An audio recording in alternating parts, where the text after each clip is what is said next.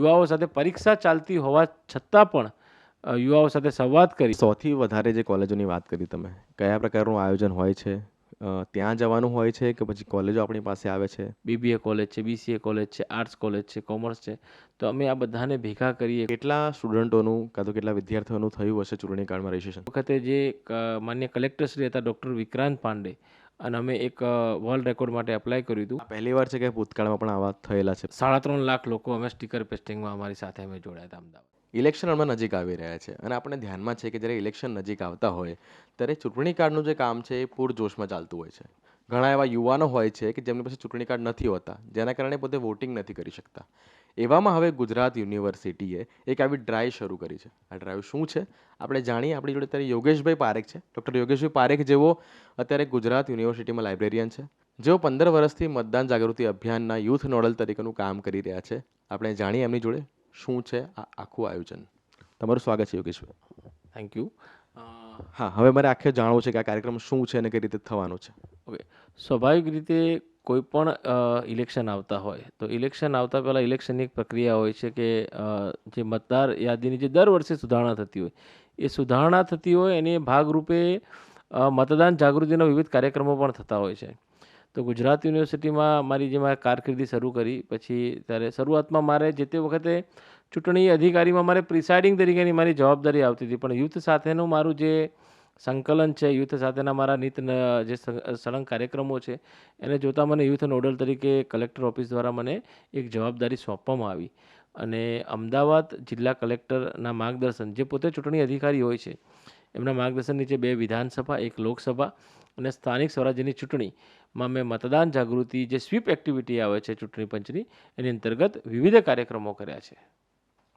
અત્યારે જે કાર્યક્રમ જે તમે કરવા જઈ રહ્યા છો, જે યુવાનો વધારેમાં વધારે ચૂંટણી કાર્ડ બને, ઇલેક્શન કાર્ડ બને, એના માટે કઈ કઈ કોલેજો છે, શું આયોજન છે, એ જાણવું છે. હવે આપણે જોયું તેમ 9 ડિસેમ્બર સુધી જે એક ડ્રાઈવ અમદાવાદ જિલ્લા કલેક્ટરશ્રીના માર્ગદર્શન નીચે ચલાવવામાં આવી હતી, અને એ અંતર્ગત અમે ગુજરાત યુનિવર્સિટીની અમદાવાદની ગ્રામ્ય અને શહેર એમ બંને વિસ્તારને આવરેલી અમારા NSSના જે અમારા કેમ્પસ એમ્બેસેડર છે એ સાથે સાથે મેં પોતે પણ વ્યક્તિગત ગુજરાત યુનિવર્સિટી સંલગ્ન કોલેજો અને ડિપાર્ટમેન્ટમાં જઈને યુવાઓ સાથે પરીક્ષા ચાલતી હોવા છતાં પણ યુવાઓ સાથે સંવાદ કરી જે ચૂંટણી જે કમિશન છે એની વોટરની જે હેલ્પલાઇન છે, હેલ્પલાઇન મારફતે સાથે સાથે વેબસાઇટ મારફતે એ લોકો પોતે ડિજિટલ માધ્યમથી મતદાતા કઈ રીતે રજીસ્ટર થઈ શકે છે, અને એ લોકોને પ્રેક્ટિકલ અમે મતદાતા તરીકે રજીસ્ટર પણ કર્યા અને અપીલ પણ કરી કે સાથે સાથે તમે તમારા ઘરની આજુબાજુ અન્ય શૈક્ષણિક સંસ્થાઓમાં રહેતા તમામ યુવાનોને તમે મતદાતા તરીકે રજીસ્ટર કરો, કારણ કે આ એક આપણો એક અધિકાર છે, એક આપણી હક છે. એના માટે ગુજરાત યુનિવર્સિટી વર્ષોથી કામ કરે છે અને આ વર્ષે પણ ગુજરાત યુનિવર્સિટી 100થી વધુ કોલેજોમાં આ મતદાન જાગૃતિનો ડ્રાઈવ હાથ કરી છે અને મતદાતાને રજીસ્ટર કરવાનો પ્રયાસ કર્યો છે. આ સૌથી વધારે જે કોલેજોની વાત કરી તમે, કયા પ્રકારનું આયોજન હોય છે? ત્યાં જવાનું હોય છે કે પછી કોલેજો આપણી પાસે આવે છે, શું હોય છે? જનરલી હું ડ્રાઈવ કરું છું, જેમાં ગુજરાત યુનિવર્સિટી કેમ્પસમાં પણ હું, ધારો કે અમારું જે બાજુમાં જ મારો સેમિનાર હોલ છે, તો ત્યાં અમે લગભગ 200 વિદ્યાર્થીઓને બોલાવીને આખો કેમ્પ કરીએ છીએ. આ સાથે ઘણી બધી કોલેજો છે, જેમ કે અમે ઉમિયા કેમ્પસ કોલેજમાં ગયા, અમે GG કોલેજ ઓફ કોમર્સમાં ગયા, એમ અમારી ગુજરાતીની સંલગ્ન જેટલી પણ કોલેજો છે, કોલેજોના જે પર્ટિક્યુલર એક કેમ્પસની અંદર 5 થી 6 કોલેજો આવેલી હોય, BBA કોલેજ છે, BCA કોલેજ છે, આર્ટ્સ કોલેજ છે, કોમર્સ છે, તો અમે આ બધાને ભેગા કરીએ, કોલેજોમાં ડ્રાઈવ ચલાવીએ છીએ અને વધુમાં વધુ મતદાન જાગૃતિ સાથે મતદાતા રજીસ્ટર થાય એની કાર્યવાહી અમે હાથ ધરી છે. આમાં હવે કેટલા સ્ટુડન્ટોનું કાં તો કેટલા વિદ્યાર્થીઓનું થયું હશે ચૂંટણી કાર્ડમાં રજીસ્ટ્રેશન?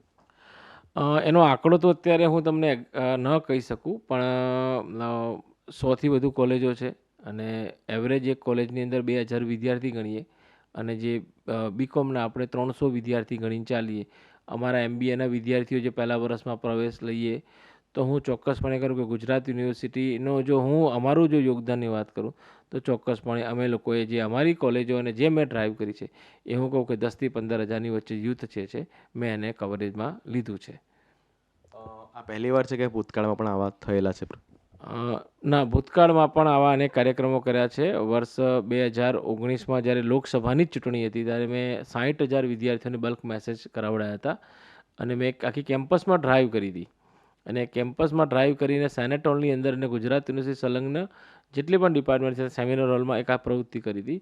અને મને એમાં ખાસ જણાવતા આનંદ થાય છે કે એ વખતે જે માન્ય કલેક્ટરશ્રી હતા ડૉક્ટર વિક્રાંત પાંડે, અને અમે એક વર્લ્ડ રેકોર્ડ માટે એપ્લાય કર્યું હતું, અને એક જ દિવસે આટલી મોટી સંખ્યામાં યુવાઓ રજીસ્ટર થયા. એનો એક વર્લ્ડ રેકોર્ડ માન્ય જિલ્લા કલેક્ટરશ્રીને આપવામાં આવેલો હતો.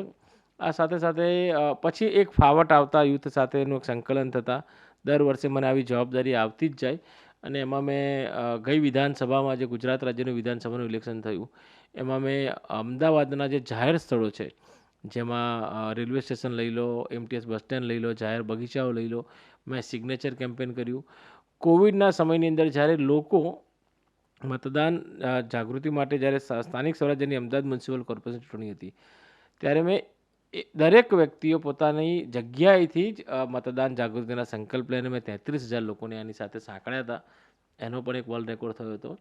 અને એક માન્ય કલેક્ટરશ્રીના માર્ગદર્શનમાં જ એક પ્રવૃત્તિ હાથ ધરવામાં આવેલી હતી કે સવારે 10:30 વાગે જ્યારે લોકો પોતાની ઓફિસે જતા હોય ત્યારે અમદાવાદના તમામ સ્થળોએ ટ્રાફિક જે સિગ્નલ ઉપર ત્યાં અમારા વોલેન્ટિયર સાથે અમે લોકો ત્યાં આગળ સ્ટીકર લગાડી અમે લોકોને મતદાન કરવા અવશ્ય જાઓ એવો સંદેશો આપીને અમે લોકોએ એક કાર્યવાહી હાથ ધરી હતી, ને એ પણ લગભગ એક વર્લ્ડ રેકોર્ડ થયેલો હતો.